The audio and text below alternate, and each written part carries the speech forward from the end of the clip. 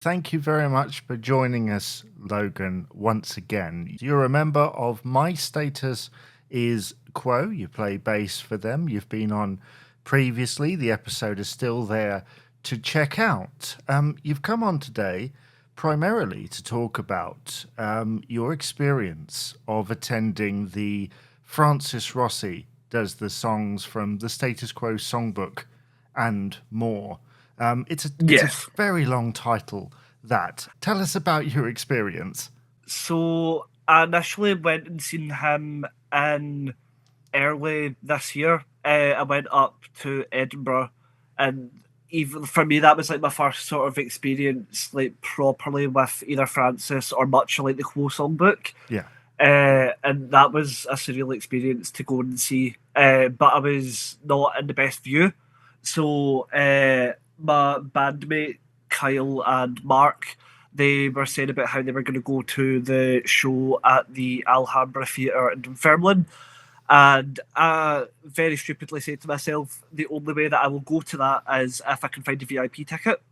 Uh, about 2 weeks before the show, a VIP ticket came up, and I bought it. I decided to bite the bullet. It was a lot of travelling. It was about 4.5 hours on about 3 different trains. So very, very long day.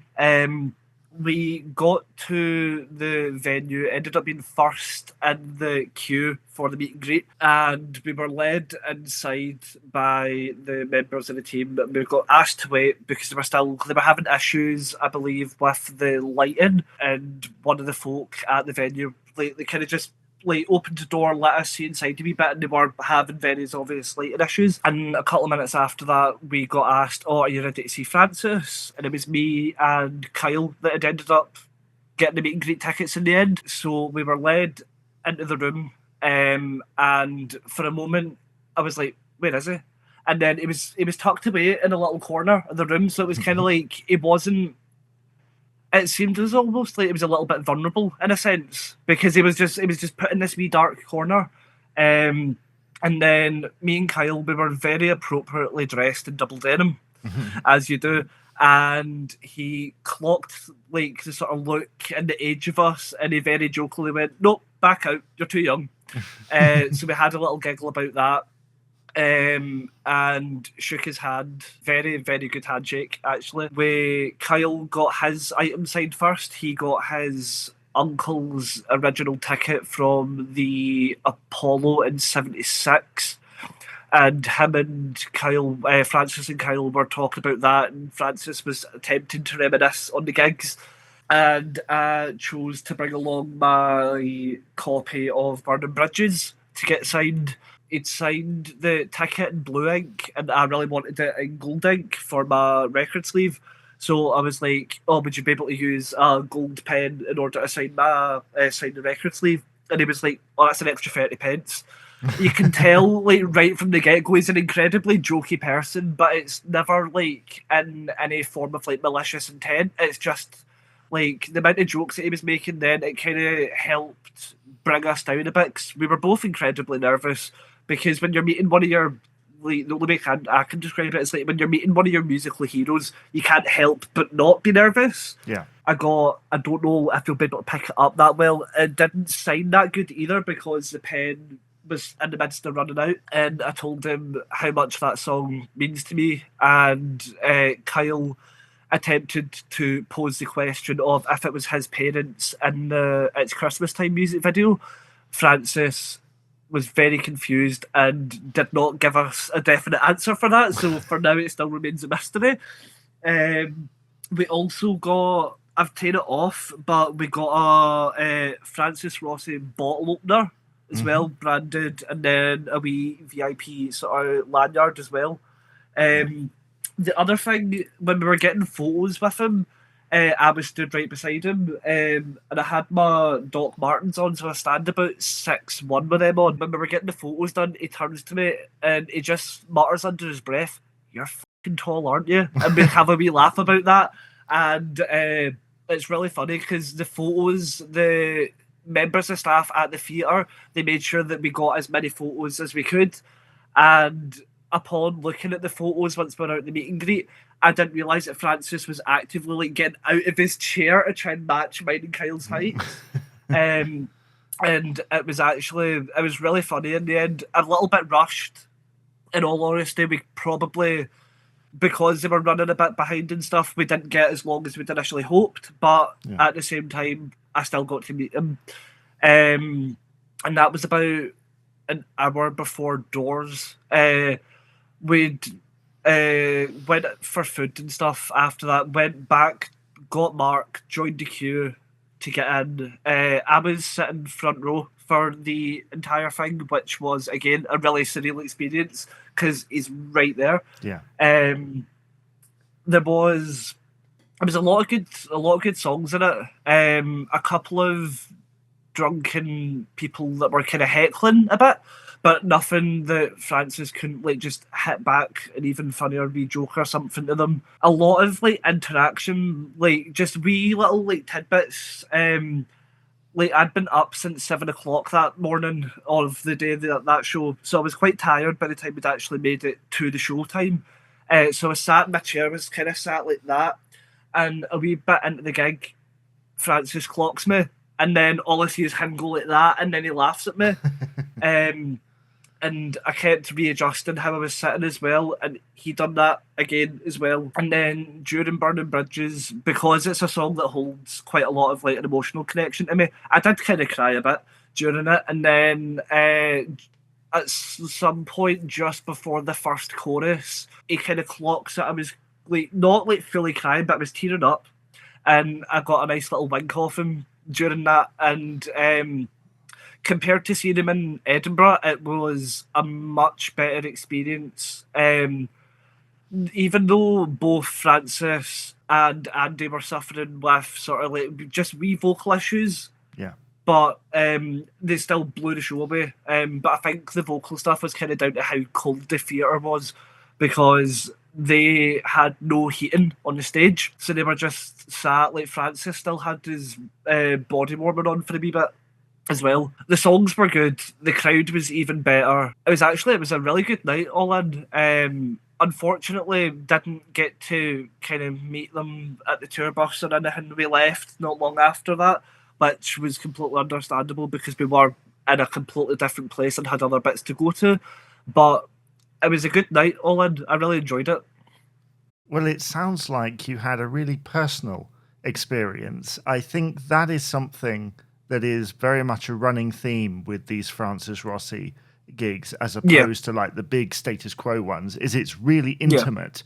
And so I guess nearly everybody in the front row or the first few rows that met him during those meet and greets could feel like that he was kind of singing to them, you know. And with the fact of he did do quite a lot of like crowd participation and stuff, and like if he saw someone in the crowd and they were doing a wee something, like he'd make a wee joke about it, or like I was saying with the hecklers, like he was able to clap back at them with an even better insult or something. It was just like it made the show just a lot more personal, and it kind of shows that he still got it for what 76, 77 years of age. Like, although Status Quo isn't like playing together professionally anymore, like he can still very much like there's still a market there as well for them types of shows. And with the fact that he's going on tour again in 2026, I have heard sort of rumours as well that he might be doing 2027 UK leg of dates as well, which should be very interesting.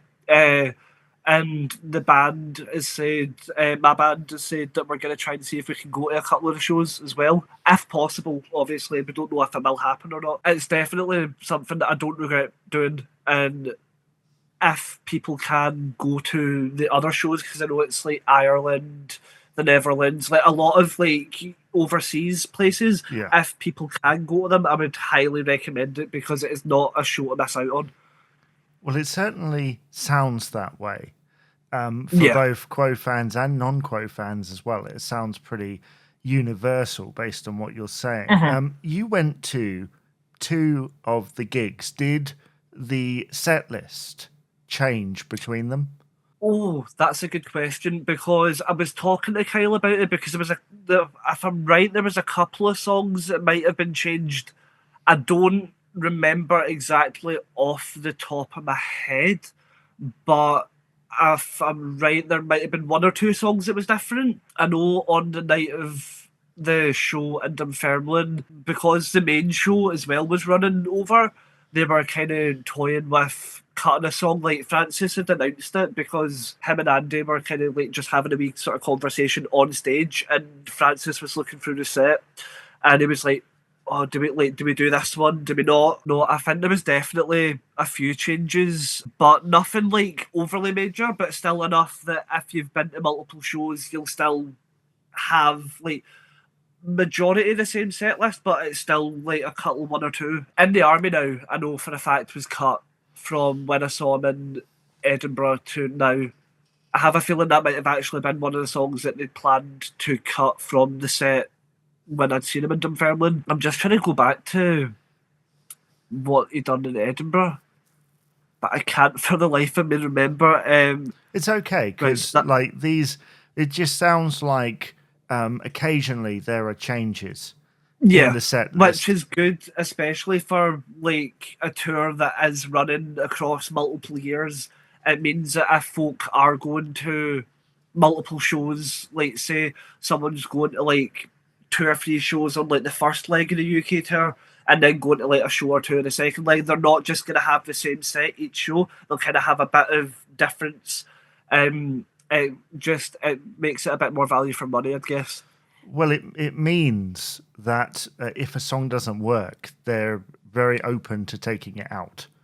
Because one of the songs that they were actually having issues with on the night was 20 Wild Horses. When I saw him in Edinburgh, he was absolutely perfect with it. It was amazing. And then before he played it in Dunfermline, he kind of gave a bit of a like forewarning to the audience about the sort of rhythm of the song. He didn't do the solo for it either, compared to when they done it in Edinburgh. The solo was there and present, which, and like for me, I like the song personally. Whether or not the solo's in there, I don't quite like. I'm really the only way I can say about it, I couldn't care if the solo's there. I still get to hear the song. Yeah. It's just, as somebody who has also attempted to play 20 Wild Horses, I completely understand where Francis is coming from. It is an incredibly rhythmically challenging song to both play and sing at the same time. But him and Andy were absolutely perfect on the guitars, so the guitar work, they definitely, you can tell that they're kind of becoming more confident with one another as the tour goes on, both like with the guitars and also lyrically and like singing, because there was a couple of times where Francis's voice slipped up just like a wee bit, and then Andy kind of clocked on, oh, this has happened, and then he like jumped in, either done a harmony or kind of helped out Francis by bulking out his parts. It does show about the showmanship that the pair of them have. I think so. I've heard great things about it, and I had a question here about Andy Brooke. What you thought he brought to the show?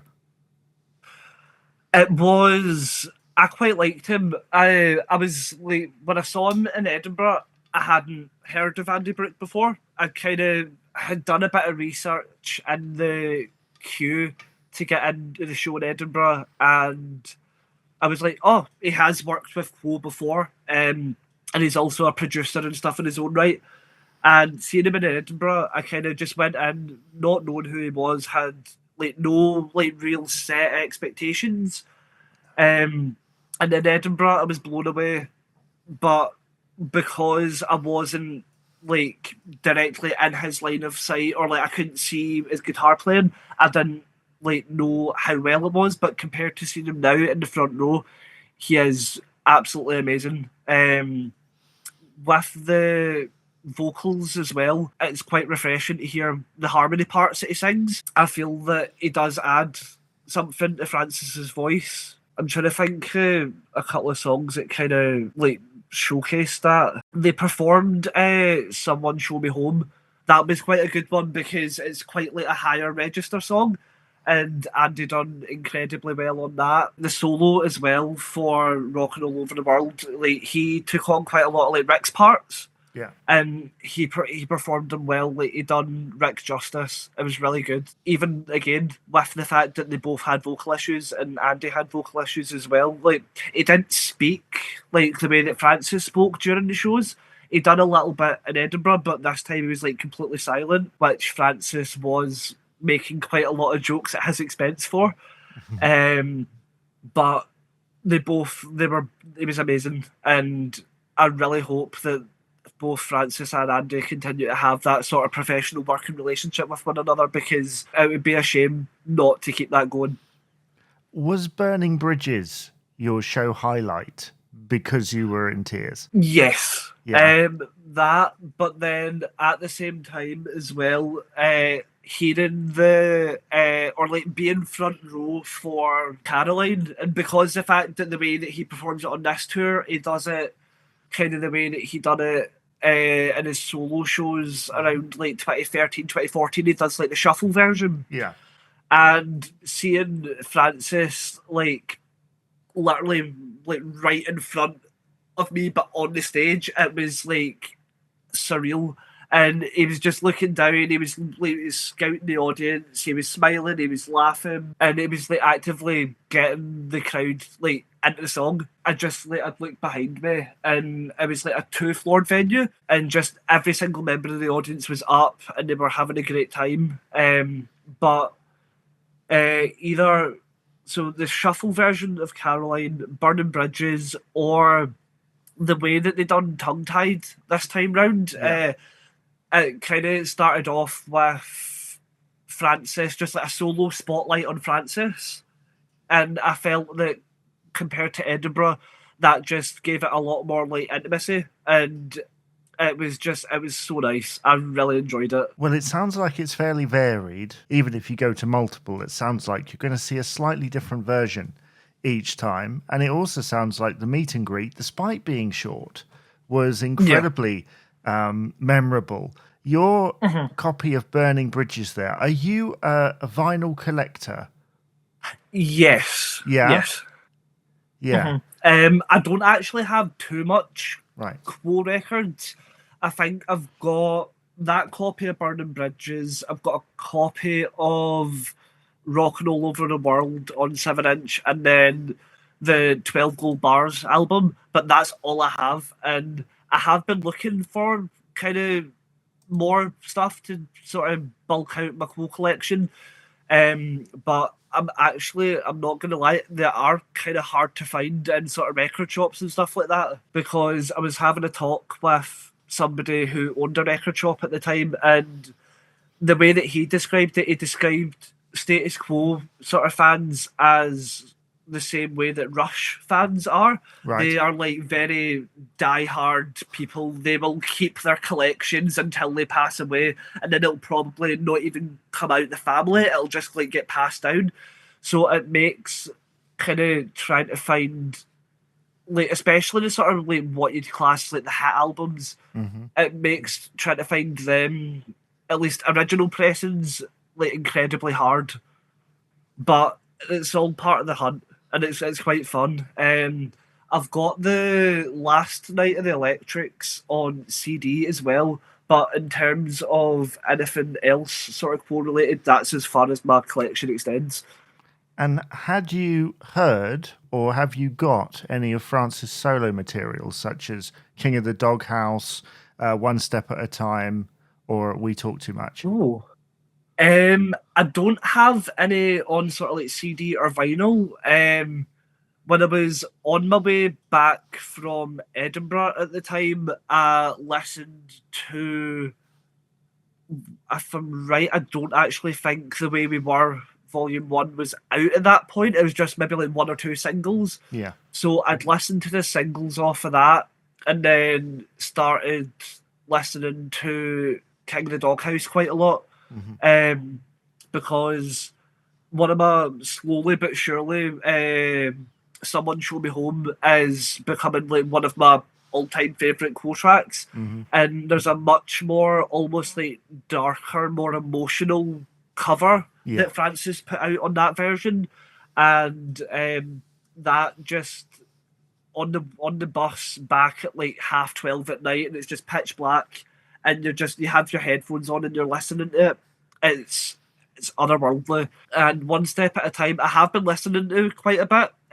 Since coming back from Dunfermline, I have had pretty much all of Francis's albums on repeat on my Spotify non-stop. Yeah. It showcases that he is also a really good writer in his own right, because at least for some of the material on it, like, it sounds completely different to how he would write for like Status Quo. Yeah. And it shows that he can be a much varied man when it comes to songwriting. Do you think that the show that he's currently on, and any previous show that you've seen him on his solo tours, do you think that it kind of showcases him more as a musician and songwriter? I'd say so, yeah, because the fact that it is stripped down to just like 2 acoustic guitars, 2 vocals, you've not got like the huge arrangements behind it, you've not got like the drums, the bass, the keys, you've not got any of that. It is just completely stripped back, and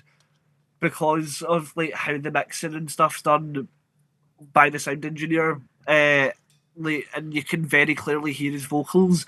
You can hear them like the way that the melodies fall and all the lyrics and the guitar parts as well. The fact that he's still using the Acoustasonic Telecasters, it shows that there's a lot of brand loyalty there, and they sound amazing and well equipped for the job. And it's just hearing the guitar parts like that as well. It shows how much of a good like songwriter and stuff he is. I would say so, yeah. Awesome. Well, thank you, Logan, for appearing on the podcast today to talk about your experience of Francis Rossi's latest tour. Please do come back. Thank you.